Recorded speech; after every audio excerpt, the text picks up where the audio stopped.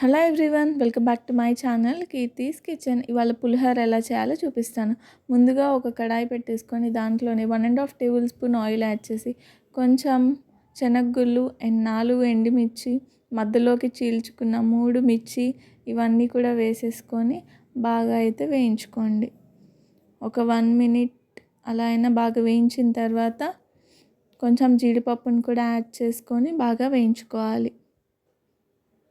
మాడిపోతూ ఉంటాయి కాబట్టి తిప్పుతూనే ఉండండి. సో ఇలా తిప్పుకుని వేయించుకున్న తర్వాత ఒక ప్లేట్లోకి ట్రాన్స్ఫర్ చేసేసుకోవాలి. ఇలా ట్రాన్స్ఫర్ చేసుకొని పక్కన పెట్టేసుకోండి. ఇప్పుడు ఇందాక తీసుకున్న అదే కడాయిలో ఇంకొక 1/2 టేబుల్ స్పూన్ ఆయిల్ని యాడ్ చేసి, ఆయిల్ ఆల్రెడీ హీట్ అయింది కాబట్టి దాంట్లోనే కొంచెం పోపు దినుసులు, కొంచెం జీరా ఇవన్నీ కూడా యాడ్ చేసి అండ్ దాంట్లోనే సన్నగా తురుముకున్న అల్లం ముక్కలు కూడా వేసేసుకొని ఒక 1 మినిట్ వరకు బాగా వేయించేసి ఆ తర్వాత కొంచెం కరివేపాకును కూడా యాడ్ చేసేసుకోండి.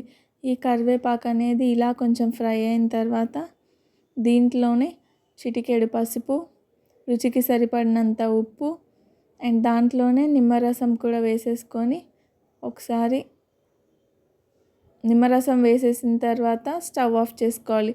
ఇది అనేది చల్లారిపోయిన అన్నం కాబట్టి నేను దాంట్లో వేసాను. అదే కనుక మీరు వేడి అన్నం అయితే డైరెక్ట్గా నిమ్మరసం అనేది రైస్లోనే వేసి కలుపుకోవచ్చు. ఇలా మొత్తం కూడా నిమ్మరసం చూసుకొని యాడ్ చేసుకోండి. ఒకేసారి కాకుండా పులుపు చూసుకొని యాడ్ చేసుకోండి. ఆ తర్వాత ముందుగా మనం వేయించుకొని పక్కన పెట్టుకున్న ఈ శనగగుళ్ళంతా కూడా వేసేసుకొని ఒకసారి మిక్స్ చేసేసుకోండి. ఉప్పు కానీ అట్లా ఏమైనా సరిపోకపోతే చూసి అడ్జస్ట్ చేసేసుకుంటే సరిపోతుంది. చూడండి నాకు ఎంత బాగా వచ్చిందో. అండ్ దీని కంప్లీట్ రెసిపీ అయితే నేను త్వరలో నా ఛానల్లో అయితే పోస్ట్ చేస్తాను. ఇది వచ్చేసరికి లెమన్ పులిహోర. ఇలాంటి మరిన్ని రెసిపీస్ కోసం మర్చిపోకుండా ఛానల్ అయితే సబ్స్క్రైబ్ చేసుకోండి.